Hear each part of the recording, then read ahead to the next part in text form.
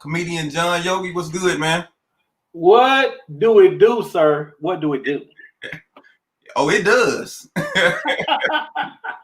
It's been doing all day too. Man, what are you talking? What is you talking, boy?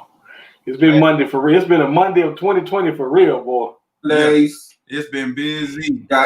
I'm Derek, the thought engineer, here with my partner, comedian John Yogi. What's good, man? We got some What do it do, sir? some technical difficulties. Oh, it? All right. I think we worked it out now. All right, good. Well, welcome to Man Talk Mondays. This is an open forum. I know it says Man Talk Mondays. You just got two men talking about issues, but it's an open forum for everybody to join in. We welcome your comments. We welcome your questions.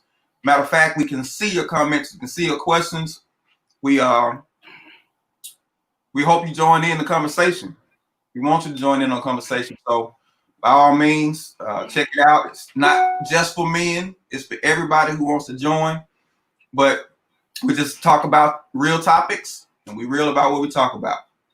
So tonight's topic, we'll be talking about the poverty I see versus the poverty in me. The poverty. What y'all know about poverty? Really? Well, what I know, boy. I wasn't only a client. I was the president.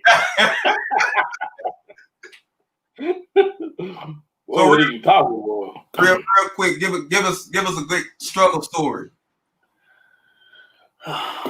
We was let me see, struggle story.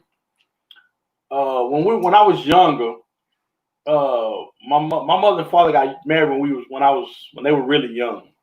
Uh-huh. So it was really, really tough. We moved in a house, and the room was so small it was set up like cubicles. Yeah, I had to take one.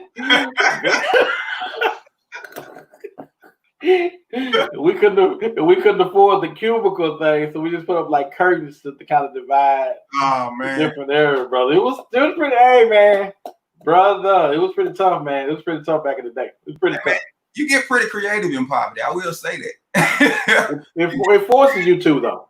It does. It forces you to, yeah. It does. Well, I know for me, man.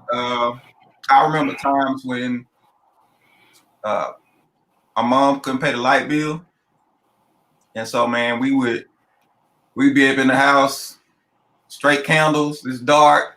Oh man. And late at night, my family sing, man, and it's crazy, man. My mom be in one room, my sister in another room, you know what I'm saying? And we just be singing across some rooms, man. Really? Yeah, just different songs. And dude, and as far as I knew it was bad as far as the lights were concerned, but I mean, we made the most of a bad situation. Not that we like, oh, we need to cut the lights off more often. No, not none of that. But yeah, we had some issues, man. You know the crazy thing about that is because I had went through such a, for the most part, poverty was a big part of my childhood, at least when I was a lot younger. When I got old enough to start working, it kind of changed for me. But I dragged that poverty mentality into my marriage. Oh, yeah. And, I dragged it into my marriage to where, we would come home and, you open the door and all the VCR lights is off. Oh man. How VCR, you hit that light switch, go like this, you be like, oh brother, you ain't saying no more word, man. And it's dark outside. So hey, oh, and it's hot outside. Oh. So by the time you get in the house, it's hot. So you trying to sleep and you can't sleep because the sweat is running down off and you can't sleep. So you go to Walmart and get the little fans and try to sleep with the little fans. Yeah. Brother, I have been there. Listen to me. I have been there, brother. I have been there. Well, we want to just kind of talk tonight about the effects of poverty It's one thing to be in it, and there are a lot of people in it. As a matter of fact, according to 2018 statistics, as far as just the African American community, there are 18.5% of families below the poverty line, and that's just Black families. Now, the poverty line for whole United States is 9.3%. So we let you know we probably make a large percentage of what's poverty. But just like you, man, I had issues when I grew up of that mentality was still there. And it's not, I didn't know it then, but that was traumatic stuff, man, that was happening to us. And it was just kind of the norm because of where we grew up. But for us, it had a big impact. I was a grown man still. When I would first walk in the house, I would have to flip the switch, like I said. And I paid the bill. But I would still flip the light switch. That's to make sure the lights were on, because I did it as a kid. Because there was times, because I would make it home first, because I was in elementary school. I lived close to the house. So I'd make it home first. And there were times I would go in, man, there wasn't no power. And so it became so common. I was like, man, let me just check as soon as I walk in. And it became a habit, man. Became a habit. So many statistics were pre-COVID-19. So it's probably different now. Ooh-wee. Yeah. Probably a whole lot different. Mm-hmm. You got a lot of people that have lost jobs, a lot of families struggling right now. Even families that were not necessarily below the poverty line, they struggle. What's the difference in people not below the poverty line struggling versus people below the poverty line struggling? It's just a line. Listen. Most of the time, people are living from check to check, mm-hmm. and that determines where your poverty line is. Because if you live from check to check and you can't afford to lose your job and be out of work for a month, or you'll go under, then you're probably right there at the line. I think more people than not are right there at the line. So yeah. the difference between above the line and below the line is we talking about a couple of maybe $1,000, maybe $1,500. It's not much. It's not much depending on what your income, opposed to what not your income, your bills opposed to what you're bringing in. That's right. What I'm saying. Yeah. Right. I think that's the big difference. Because I think a lot of times, man, people live, for some reason, we live above our means, which actually kind of makes things kind of worse for us. Because I think we assume, and you can jump in if I'm wrong, but that we assume that our money will eventually catch up to the things that we want or the position that we put it into. And we find out that money runs a little slower than that.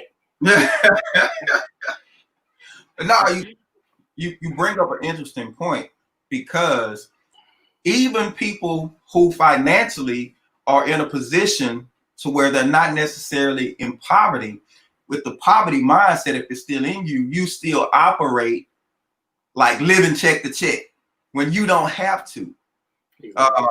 Just buying a whole bunch of stuff because you can. Now, there's one thing about it, man, because for people in poverty, when you get something, you feel like I got to reward myself. And it's something it's still a pain sitting there. Although you've financially, on paper, you've made it out, but you're still in it. But there's a pain still sitting there that you feel like you got to medicate. So once you start getting money, you start buying a whole bunch of stuff because you're trying to medicate that pain from all the times you were told no. My thing was, man, I used to hate when school trips and stuff like that used to come around, because I knew my mama didn't have it. So everybody be loading up and going on a school trip. I was a kid, had to sit back. I was the one that still had to stay in the class, with that one teacher that had to stay behind. And she looking at you like, and she looking at you like this. Why your mamas didn't pay me out to go on this trip? I wanted to go. But yeah, man, and it's hard. So once you dealt with the things of being rejected because you didn't have, or the financial impact of poverty, man, once you actually get out, those things are still sitting there. And a lot of us medicate with just buying a whole bunch of stuff just because we can now. Well, I think poverty, I think having and not having is a condition.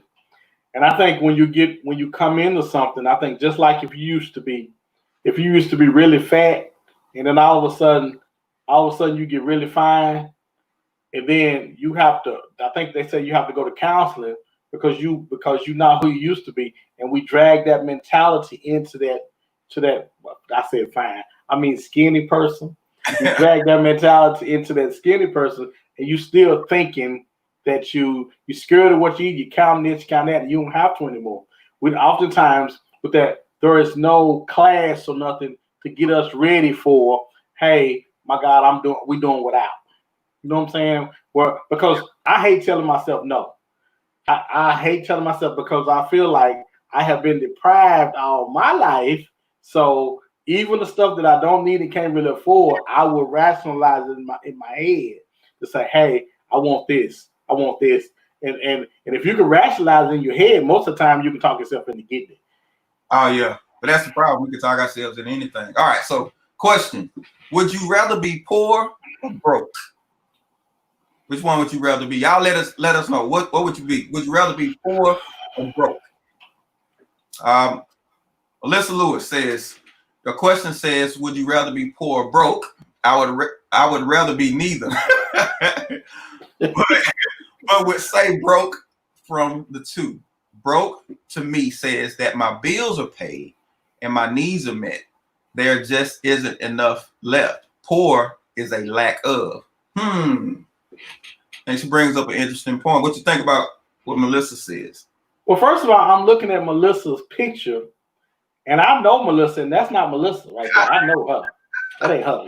Somebody put the wrong picture up there. Show me the real Melissa right there. That's Melissa with money. I want to see broke Melissa picture up there. Think you're gonna get a phone call coming real soon. I think you're probably right. You're probably right. I would rather be broke.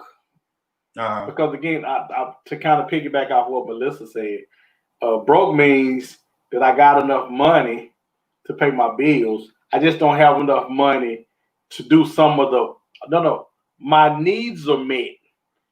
Broke means I can't do my wants, but my needs are met. So I'm good with being broke. I don't like it. It's uncomfortable. I don't like it.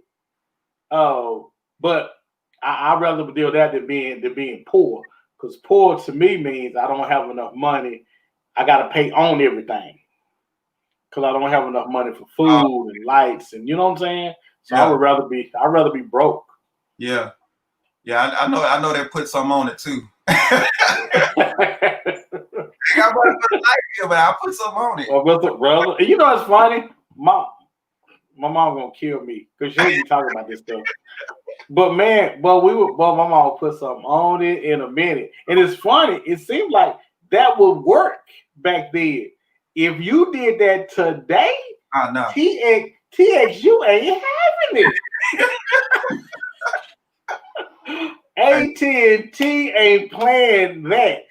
This how much you owe, this how much you gonna pay, or we cutting it out. We shutting the whole thing down. So what's the all right, I'm gonna stay right here. So you said something key. You said spending on your needs versus your wants. Being broke means you have enough for your needs, but you don't have what they call discretionary income. You don't have that extra to play around with. You know, and you might not be able to take a trip, this, that, and the other. But money, why don't we practice savings? You know what I'm saying? I didn't learn how to save. I'm just to be honest. I didn't learn how to save when I was young. What about you? No, I thought you said bathe. We take bath twice a week, two, 3 times a week at the most of the time. What? Well, saving that was close. We got saving was bathing. Yeah. We weren't doing those. I mean, because how do you? It's like getting your credit together. How can you get your credit together when you don't really have the money to? Because it costs money. It costs money to get your credit together. Just like it costs money to save. Yeah. You can't if you don't have enough, how can you save? Because some really good principles are you always pay yourself. But if you barely making enough money to make ends meet, how do you pay? What do you pay yourself? How can you pay yourself? It's really an oxymoron because you have to be disciplined enough to stay within your means. But what if the ends just aren't meeting? They keep they meet. I don't know how you do it. Maybe you help me. I don't know how you do it. So why isn't financial discipline? Why isn't it taught in poverty? Is there even an opportunity for financial discipline, or are you just kind of taking it as it comes? Well, I'm not, and this is what I'm kind of curious to see what the rest of the audience is saying. But it wasn't really taught to us. It was taught to me rather, because I saw my parents going through it. And rather than me learning what to do and what not to do, we have a strange pattern of repeating what our parents do. Yeah. Even though we see the results from it, but that's all I knew to do is what they were doing. Yeah. And I wish, but they wasn't teaching on checking accounts and savings accounts in school. They wasn't teaching about financial literacy in school. They wasn't. Why not church? Well, Selena got a question. Financial literacy and discipline should be taught in the homes, like their ABCs, 1, 2, 3s, and colors. Were they teaching that? I don't remember. That's my mom. My mama didn't teach me those things, man. I got the stuff from school, but it's like everything was just about surviving the moment. There you go. Survival mode. Constant survival mode. And there's a fine line between survive and thrive. You can't switch into thrive gear because survival mode, you get stuck. Even when you could switch over on paper, you could switch over. You still don't switch over because it's a mindset that's you get stuck in. You just said you said your parents were doing things and you just kind of picked up on it. I don't think people understand your bad habits become your kids' second nature. Because they just accustomed to seeing it. You could just be making bad decisions, but because they're so accustomed to seeing it, they think that's just what it is. And so it just becomes what they do, and they can't explain to you why they do it, but they end up picking up the same bad habits. And it's something trying to start a family when you don't really know how to manage money. So you're doing this. Wow. You're doing this. You buy a brand new car, you can't afford it. You buy all this stuff and you can't afford it, and you're putting yourself behind this. Oh my God, Melissa said, I heard the term financial literacy at 46. Wow. I think that's about right. I think that's about right, though. I think for me, I think that's about right. I think it was right around that time when I understood financial literacy and bad decisions, good decisions, bad decisions, what we do, saving money. Because again, for me, we had to learn it over years. We actually learned it from being around people that knew it. Yeah. We saw somebody. I had a friend of mine that paid off his car in 3 years, and I was like, "Where they do that?" Oh, you highfalutin around here, you. Hey man, listen, brother. Hey man,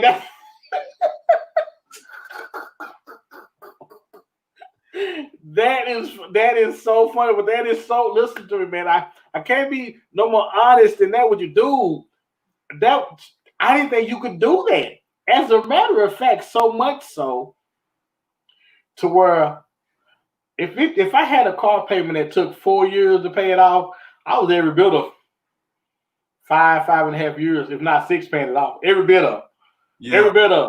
From calling them saying, hey, can y'all move that payment to the back, the next 2 to the back, so I can catch up because we in this. Or hey, I'm not gonna be able to do. It was always something. And when I saw somebody do that, and he told me about it, man, I was,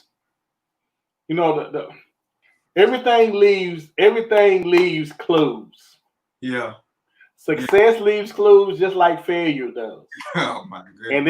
And this guy had succeeded at something, and I was wanting to know, wow, how in the world did you do that? And I'm curious, I want to ask Melissa though, how did she learn about financial literacy? Was she around somebody? Was somebody just talking about it, or how did she learn? Because however she learned, we need to make that more available to people. Because like you said earlier, man, I bet she didn't learn in the church. Hey, it's amazing. Because Selena said, Melissa, wow, it is a part of the math curriculum now in elementary public schools. Really, they taught us how to identify money, but there was no financial literacy taught in any school that I was in. If you wasn't taking something directly related to finances, like accounting or something like that, nobody taught us this. But you talking about you get in struggle mode, you get stuck. Let me tell you, I do not like the show Good Times. I don't like Good Times. Don't like what's happening. I understand those were popular black shows, but when I watched it as a kid, it was entertaining. When I went back and as an adult and watched it, it made me mad. Because I'm like, can't nobody get out? You remember? Oh, yeah. You remember Thelma fiance? He was on his way to the pros. Then he gets hurt. And where does he end up? Right in the room. Apartment with them. And they didn't have no room for him already. It was 9 grown people in the house. And here come 10. It was and it wasn't good enough that they was already broke. They said, you know what, we got to kill off James, because if this man stay around, they might be able to do a little something. So they killed off James, man. And I'm like, it was just first, like, nobody ever can get out of here. JJ, popular artist, still broke. I'm like, I don't know. Those type of shows, man, just frustrate me. And it was called a stereotype to me. And it was called Good Times. Right. It was called Good Times. So later said systematic racism and stereotypes of us portrayed on TV. And I don't think people understand how the impact those things have on us. Music, things we watch on TV, they directly affect us. That's why we need to start changing the program. I mean, TV's, their lineup is called programming for a reason, because you're being programmed to think a certain way or accept some kind of idea. So we've been programmed not only by our situation we lived in, but by the TV shows we were watching to, you know what I'm saying, think that this was life. And it wasn't. It's not life. I'll let you read Melissa's comment. Melissa says, I learned about financial literacy from a credit restoration company, as I'm unfortunately having to rebuild my credit from many mistakes from the past. I got my first credit card before I had a job. Ooh. Wow. And they'll give it to you too. Oh, They will say, here you go. Girl, let me give you something to help you mess this credit up. You need help with that. Let me give you this. Yes. This big misconception. Banks and credit card companies are not trying to help you. They are not. Banks and credit card companies make their money off our bad habits. They bank on you not paying. They make their money off the fees. Banks make their money off overdrafts. Let me tell you something. Tell it. Let me tell you something. My bank alone, we kept them in business. They didn't have to have no more customers. They did not have to have one more customer. We had this is the craziest thing. When we didn't make enough money, we kept putting ourselves in a position to where we had to make more money because we kept having overdraft fees, $35, $35, $35, $35. We was on a good average of 4 or 5, 4 to 6, 7 a month. Now, that may not be a lot of money to you, but if you close to the poverty line when you're doing that, that's gonna sink you because you barely have enough money to pay your bills, and the bank gonna get their money first. They don't care who you got next. The bank getting their money first, and then what the bank will do, they'll say, "I see he got these 10 checks for this," and you know what I'm saying. You know what I'm saying. I know. Tell about it. Tell about it. I remember my last whooping I got from the bank because you just swiping your card, right? And they give you a card for a reason because you don't feel the money leaving. Now, if you have to pay cash, they say paying with cash registers as physical pain. So it slows down finances is for businesses when people pay cash because people are slow to do it. Because when you start doing this versus this, you feel that money, you see it actually leaving. Yes. And so you'll pull up. When you got that card, you just start swiping. And you'll swipe more times than your bank account has money to cover. And it seems like the bank knows how to arrange your charges just enough so you can rack up them overdraft fees. So you have one big thing that'll cover 3 things. They'll put all the money on the big thing and let those 3 things get dropped off. Now you got $35 times 3 or 4, $30 for insufficient and 5 for a check. And it adds up quick. But that's how banks and credit card companies make their money. They make it off the interest, which interest is really based on your financial discipline. Because if you pay off credit cards every month, you don't rack up interest and you keep your balance low. But people don't understand that. People don't know that. And I have to say, I'm disappointed in the church because the church should teach this stuff. There has to be some emphasis on living life here and living it in a way where you're not desperate. Most people get in trouble with the Lord because they make desperate decisions because they poor. Well, they seek short time solutions for permanent situations. Oh, they put a permanent solution on a short time problem. Yeah. There you go. I knew it was something. One of them. Okay, yeah. So it's really about sacrifice. Why isn't sacrifice a popular thing in poverty?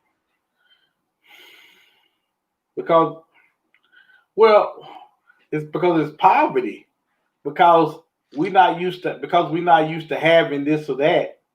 We don't have this. Well, first of all, we lack the self-discipline and we lack the knowledge. I think it's knowledge. And it's funny, I can't get over this. You saying how that's how the banks and the credit card companies capitalize on us not knowing, not having the discipline or not having the education to manage our accounts. Yeah. Dude, you know how much money banks make a year on people not knowing how to do their accounts? That is bananas to me. I'm like, yeah. You would think that somebody would come on and say, hey, listen, the bank's killing us. This is what we have to do. But nobody talks about it. It's a hidden. Everybody suffer in silence with that. Because let me tell you this, a lot of people go through that.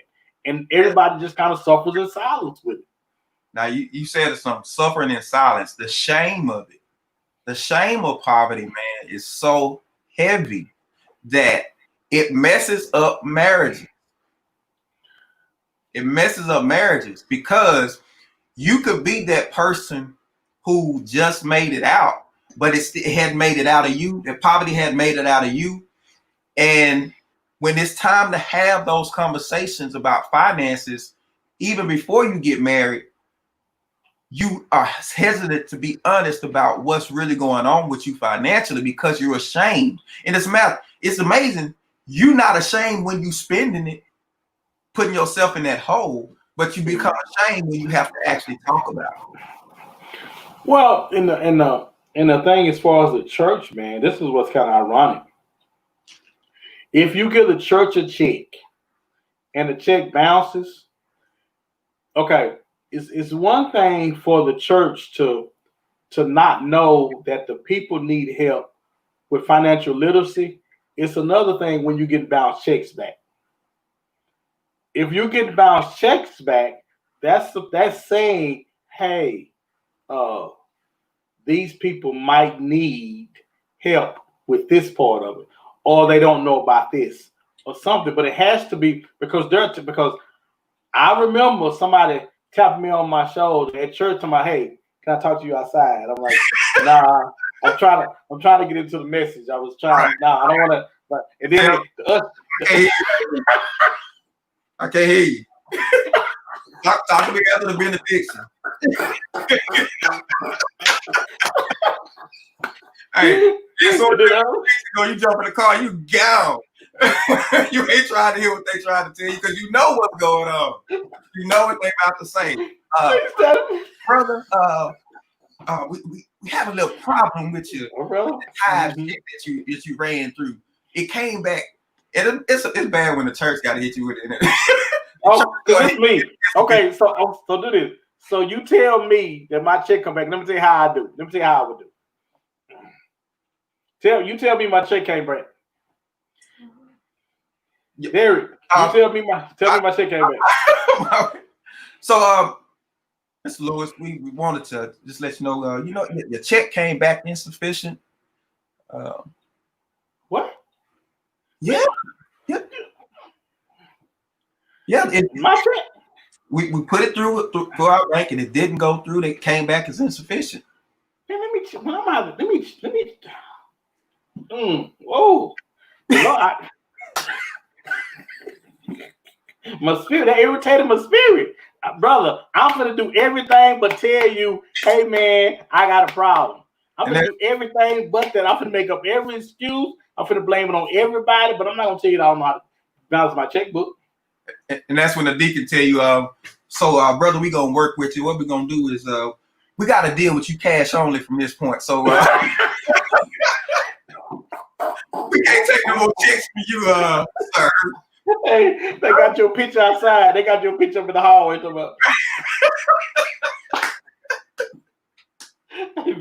Listen, I can laugh about this. They got a whole wall of you in the finance office. Brother, I can laugh about this because I have wrote a bad check at church. I have did this. So I don't want y'all to think that I've already had it all together because it's quite the contrary. Quite the contrary. As a matter of fact, don't think we beat up on people or talking about people. We were these people. So yes. We're not talking about anybody else. We're talking about stuff we've gone through, stuff we've experienced. And through God giving us the information, we were able to at least get to another level. We still have levels to try to get to mentally when it comes to finances and wealth, but we're trying to get there. So when did you realize that you had power over poverty? When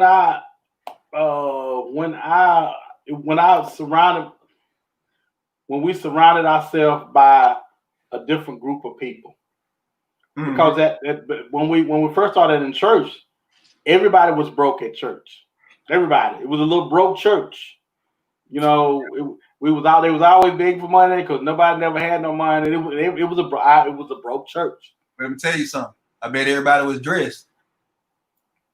I bet you everybody was dressed. Had the bad suits on, hair done, nails done, all this type of stuff. Yeah, yes, you're right. You're right. Poverty mentality. We can fire money for what we want to do. When it comes to stuff that needs to happen, now we scraping and scrapping. Listen, one of the most telling things our church a long time ago did, Dave Ramsey, the financial total money makeover whole deal. Financial meeting. We did that at church, and it was so eye-opening. Most people haven't actually sat down and actually wrote out all of their finances, all of the bills, everything that's coming in, if you did it, it tells you a story of you got more than what you think you do. It's just how you spend it. So if you wanted to get out of the hole, really the only thing, the difference between you getting out of this hole is really sacrifice. Are you willing to sacrifice those wants? You know what I'm saying? Can you throw a wig on instead of going to your beautician for a few months to pay off a bill? Or can you know what I'm saying? Can you buy your own clippers? Man, I ain't paid for a haircut since I was 19. But what haircut $20 a pop, $25 a pop? 25. So you paying that what, once, twice a month? Mm-hmm. That adds up. If you got to just shave your head bald for a while until you get yourself together, why don't we have that mentality to get the power over poverty? Because we don't want to be transparent because somebody might recognize that we need help. We don't want to show the world that we're struggling. We want to struggle in silence. We want to shoot. If I could hide it from my wife, I'd have hid it from her. Mm-hmm. But we want, because we want to make everybody think that we got this thing all together. Yeah. And because we're at church all the time, people are going to say, wait a minute. You mean to tell me God will deal with you about all this stuff and he won't deal with you about your finances? Well, now I can't be perfect. I can't be perfect now because there are flaws. Yeah. Because you got to put on airs as if you blessed. Absolutely. And then you wonder why. Well, brother so-and-so, what happened to him? I hadn't seen him in a long time. Well, he got tired of trying to keep up the lie. He ran out of money, can't keep up the lie. All right. So Melissa says being transparent. I struggle with I want my kids to have more than I had syndrome. Oh, wow. That's a heavy one. That's a true one. That's a true one. Yes. I want my kids to have because I didn't have. And that's fine. That's fine. You want better for your kids, but better for your kids doesn't come in stuff. Better for your kids comes in their ability not to have the mentality you had or to go through the things that. So if you're paying bills, where your kids don't know the finances of the house, you doing good already. We knew the finances. My wife was amazed at how the kids where she worked knows the bills of the house. I was in elementary school. I knew the light bill. I knew when it was due. I knew how much it was. I saw it. But when you're in poverty, you're not removed from the situations that go on. You're not removed from it. Tarsha says, I can't tell you when it was. I did have a moment about 13, 14 years ago when I realized I didn't have a savings. I made about $75K. $75K. And coming out the hood, coming out poverty, brother, you balling. She said about seven, and that was good for me at the time, but didn't have anything saved up. Wow. Because normally what happens with that is when we start making a decent amount of money, we don't think about, or we haven't been taught to save until something happens. Generally, something happens in our life to where that $75,000 leave us, and we have to be on unemployment or something where they're paying us half of what that is. And then you realize, wow, because you know what? When you go to banks or anywhere like that, the first thing they ask you is how much money you got saved. Yeah. That's the first thing they ask you. You look at them like, save. I've been saved about 13 years. What church you go to? Hey man, look, dude, it is so funny. It is so funny. And it's almost like they use that against us because they know we don't know. And I'm just trying to figure out how how do we let more people know? Because I tell you what, my son got his first check. He got his first check, and I was shocked at how much money it was. And I was like, listen, man, I know your little mind, he's 17. I know your little mind going everywhere on what you should do, how you should spend it. Mm-hmm. Save a certain amount of money from every check. So if you don't get nothing else, I tell you, save a certain amount of money. You're supposed to save something from every check. But no one ever told me about it. You know why? Because most people either don't know or assume that you already know. Yeah. Either they don't know or they assume that you know already. Because now, to me, it's a given that everybody know to save money. Nobody know about saving no money. Don't. Again, the banks will tell you that. Oh yeah, they make. Listen, the world is set up to make money off our bad habits and our bad decisions. The world, period, is set up to make money off of our pain. They profit off our pain, and it's a painful thing to have to go through poverty and to deal with the things that we deal with. But that's the reality of it. And you talk about poverty being hard. It's already hard, but you got struggle that comes with the situation, but you got to struggle to get out of too. So you already suffering. So why not suffer to get ahead rather than suffering and sitting in something? Because most of the time, if we just tough it out one time, one period, because we should do this a lot of times. We would go and get a loan or something for something that if we had to just wait it on, it'll benefit us way more if we had just waited on them. And let me tell y'all something, just in case y'all don't know about the payday loan people. I know them personally. We know each other about first name basis. Listen, man, let me tell you something. I do not feel like God has sent me through all that I've been through for me to keep it just for me. I'm just gonna be honest. It ain't much from running my stuff to the pawn shops trying to get money, from the payday loans, from you name it. I can claim it because I have did it. You hear me? Yeah. I can write you 2 books on what not to do. So it's funny, man, because the payday loan industry made almost $1 billion a couple years back. And it was so bad that the banks were like, hey man, you making all this money off of people and we can't get none of it.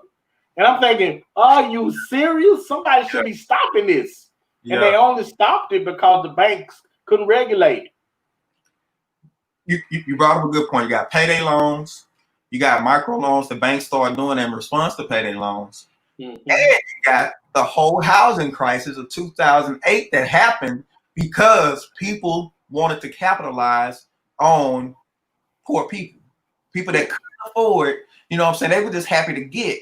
And then they gave them those adjustable rate mortgages, those, what they call them? The arms. What kind of arms on? It's a certain type of loan. Somebody help me out in the comments. What predatory loans? They're called predatory loans. Think about the term predatory loans. When I heard that, I got scared. I was like, oh my goodness, they said predatory. Yeah. Right. Wow. And even people who had good credit, the finances were fine, they still gave them those loans. And they were just making money hand over fist and not understanding that people, if they can't pay, they'll just walk away. And people was walking out of them houses, leaving them houses, and the market crashed. But it was all set up because they wanted to make money off people's bad financial habits. So people bank on us not knowing and not getting it together. But it's essential that we get it together. So let's ask this question. What's the difference between being rich and wealthy? Rich can leave you. Wealthiness can't leave you. If you're wealthy, you have money for you got money for your kids. Rich, you can be rich, and the next generation of your family can run through that money to where it won't even reach them. I think rich is you working for your money. I think wealthy is your money working for you. Interesting. Okay. I said the same thing, but you just gonna switch it up. Yeah, I was listening to what you said. I just kind of. But I think it's a whole different thing to set your money up to where it starts to work for you. We're so accustomed to working for our money. That's why we think we have to have the next promotion. We have to have this. We have to have that. Even so much that, and this is, I'm observing things. It seems as though certain people or Black people can't pursue their passion because they're so tied up trying to make money because they don't have wealth to allow them to explore their passions. At least not generational family type wealth. That's true. Because I used to wonder how certain people, and I'm gonna just say it, white people, how you take a year to go on a mission trip? How you take a year to just explore and so, you know, we're going to go live over here for you. How are you doing this? And it's because there is a wealth gap in this country. I think they said the average net worth of a Black family is about 17,000 compared to like maybe 200 some thousand for white families. Now this is created on purpose through different things like redlining that banks would do to devalue homes in a certain area where more ethnic families were, so that they couldn't get the money out of their investment, hostage of investment. So it still remains to this day in this country, the number one wealth building tool is a house. So you had people, and there's a video on Netflix that talks about this whole thing. If I figure out the name, I'll let you know. But it talked about how it brought out a great point. A Black person graduating from college typically is the first or amongst the first in their family to make it to that level. And a white person graduating from college is just one amongst many. Their whole network, everybody around them is at that level. But for you, you've reached another level in your family. And so now you have the burden of trying to rescue or help your whole family. And you can't build wealth that way. And say that most people go broke trying to do it.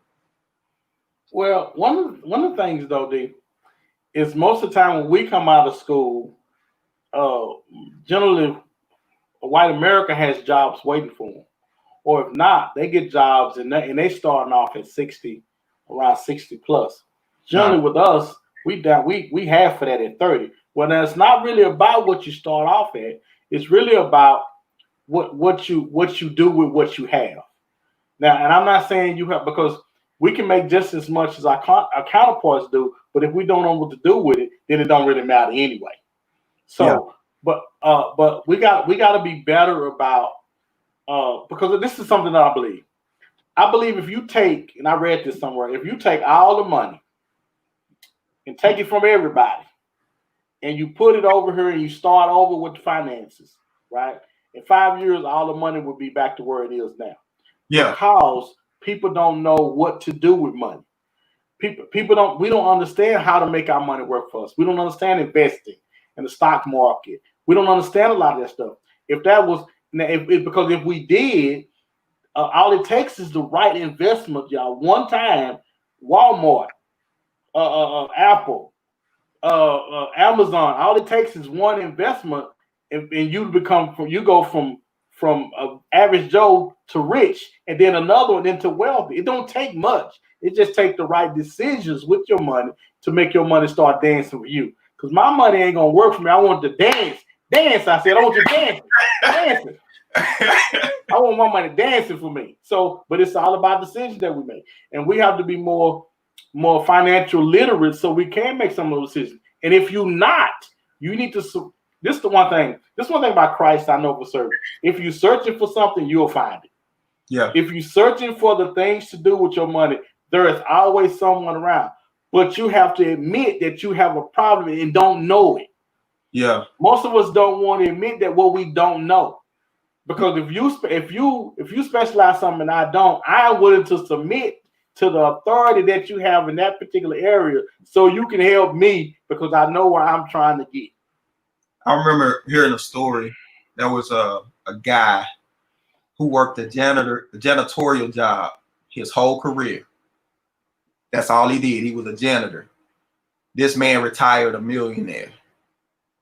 So you can't say it can't be done. That I need more to make it happen. As a matter of fact, if you do more with the little that you have, once you get more, you will know what to do. Yes. Yes. Popular guy, he's passed now, Jim Rohn. Jim Rohn says his mentor told him, he said, I want you to make $1 million. And he said, he made $1 million. He said, but the thing was, in making $1 million, he had to change his mindset. So he made it, he lost it. He said, but it was no problem to make it back, because by that time he actually became a millionaire mentally. So for him, it was just, okay, I just do this again and I'll make it back. And he said he did several times over. But I don't think we put enough emphasis on the mentality. Like Tarsha said she was making 75. Where I come from, if you making 75, oh, you killing it. I'd have had a Benz. Boy, but even with that, you make 75, but you have nothing to show for it, because the mentality, the poverty is still in you. And so the trick is trying to figure out, we think the trick is getting out of poverty. That's not the trick. The trick is getting poverty out of you, because if you get poverty out of you, you can still be in poverty, but it will be a temporary situation. Only temporary. When you can get out of poverty, but it's not out of you and it's permanent. No matter how much you make, it's permanent. And I think we see that with guys who go to the NFL. They come from poor backgrounds, and it's like you make more money in a year than most people make their whole career, and yet you will get to, let's say you just played 2-3 years, but you come out of that and you broke, you homeless, you're on the street, and it's because we don't have that financial literacy to protect ourselves. Absolutely. And the when you're in a poverty, when you have a poverty mindset, it's as simple. It's not. This is the thing. It's not really about the money that you make. It's really about the decisions that you make. If you make bad decision after bad decision, that will soon show up. You will see that within a matter of days. You will see bad decisions, and it'll keep going that way. But if you just start making better decisions, eventually you will see better things coming, and it will last longer. Yeah, it's all about your decision-making process, man. We got to be smarter about the financial decisions that we're making. We put God in everything but our money. He can be on it all day, but he don't have nothing to do with what we're doing with it. If you don't know how to handle your money, seek prayer about it and ask God to put the right people in your life that can help you with that. Because money is all about decision-making. It's not even about what you make, because you can make $1 million and your credit score could be a 19. It's all about what you doing, the decision that you're making with your money. And there are laws when it comes to laws of compound interest and different things that makes your money actually start to work on its own. There was a question somebody asked one time. They said, would you rather $1 million a day or a penny that doubles in value every day for 30 days? And they said, if you choose the penny, it's not until day 30 that you actually see that one penny becomes 10 million. But if you want $1 million right now, then you miss out on making 10 million because you didn't just pace yourself and take the long route. But if you have a poverty mindset, then you asking me for $1 million or a penny, you better quit playing with me and give me that $1 million right now. I'm so dude. Because think about it. If you've been doing without, you have to train yourself way before money comes, before you know what to do with it when it gets here. Because there is no learning on the fly with money. You can't learn on the boy. If money come up on you and you don't know what to do with it, it's gonna leave you before you figure out what to do with it. You'll be left saying, man, but if I get something like that again, I'm gonna know what to do next time. That's what most of us say and do. All them lottery winners, that's what they saying. Oh man, maybe I should have bought this house with 9 rooms in it, and it's just me and my wife. Because we learn most of the time with us, with black people, we learn on the fly. Yeah, I think it's more about controlling our wants versus our needs. We said that earlier. I think if we can kind of get that under control and get patient, one thing that'll remain until Jesus come back. Things that take time last longer than things that come quickly. And we want so much for the thing to come quickly that we miss out on the transformation that happens in us mentally when we take the long route. It's like, do I take the elevator or do I take the stairs? If you take the elevator, you never see the benefit of the climb. When the climb, if you take the stairs, each step is requiring more of you. And the more it requires of you, is building you up. So by the time you get to the top of the staircase, if you walk it enough, you're not the same person when you reach the top. When you take the elevator, the same person that goes in the elevator is the same person that comes out at the top. And that's not it. That's not what you want. You want to be different. You want to be changed, because we are the sum total of the choices we made up to this point, the decisions we made up to this point. We are the sum total. You don't have anybody else to blame but yourself when it comes to your decisions. And as long as we pass off blame, then we never internalize that growth point, the thing that needs to happen for us to say, you know what? No, I'm tired of this. I ain't letting this happen to me ever again. It changes today. We miss out on that opportunity. If you're in a place financially and you don't like it or you're frustrated with it, you have to first admit to yourself that you have a problem, or that the way you think is wrong and it's failing you. You have to admit, God, I don't know what I'm doing. I need some help. But you got to first admit it to yourself. And if you can admit it to yourself and then admit it to Christ, Christ will come in and will put people in your life that will help you get where you're trying to go. But you have to admit that your philosophy is broken. And most of the time, we don't want to admit it. We want to make excuses like we said earlier. But if you begin to admit my philosophy is broken with money and I need help, God will put people in your life. I am a living witness to God will put people in your life to help you get where you need to be. Listen, I am far from where I want to be, but I am a lot closer to it than I was before. Absolutely. Well, man, that hour went super fast. It did. It really did. But this was good, man. This was good. It was great. I hope we help somebody. Yeah. And we thank all of you guys for jumping on, sharing with us your stories, your questions, your comments. Thank you for just being open with us tonight. I know some of you. Thank you. Some of you, you told the truth about what was going on. So we keep praying that, things change for us mentally, so we're not the same people. So this poverty spirit, if we call it poverty spirit, can get out of us. Get out of it. And you can make that money dance for you. Make that money dance. Dance, I said. Dance. Make that money dance. Hey, man, we love you guys. Thank you guys for tuning in, man. We hope we did or said something that could bless you, man, that you can use. All right. We'll see y'all next week.